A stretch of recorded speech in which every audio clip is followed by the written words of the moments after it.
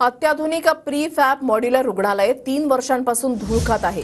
अमरावतीमधल्या pre fab modular रुग्णालय धूळ खात पडून आहे। जिल्हा रुग्णालयामध्ये खाटांचा अभाव आहे, पण 200 खाटांचं रुग्णालय हे धूळ खात पडून आहे।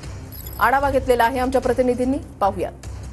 कोरोना काळात महाविकास आघाडी सरकार असताना तब्बल 3 कोटी रुपये खर्च करून अमरावतीमध्ये जर आपण पाहिलं तर फ्री फॅब असं अत्याधुनिक रुग्णालय जे आहे ते उभारण्यात आलेलं होतं। तब्बल 200 खाटांचं हे सोयीयुक्त अत्याधुनिक असं रुग्णालय तेव्हा उभारण्यात आलेलं होतं, परंतु आता जर आपण पाहिलं तर तब्बल 3 वर्षांनंतर देखील हे रुग्णालय जे आहे ते सुरू होऊ शकलेलं नाहीत।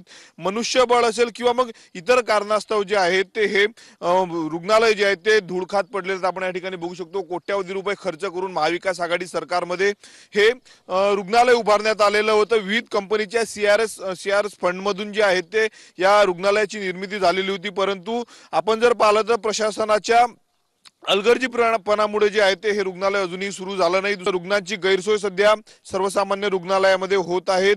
एका बेडवर 2 रुग्ण उपचार घेत असताना दुसरीकडे मात्र 200 खाटांचं सुसज्ज असं रुग्णालय मात्र पांढरा हत्ती बनलेलं आहे। कॅमेरामन अनिकेत दहातोंडेसह मी स्वप्नील उमाप, TV9 मराठी, अमरावती।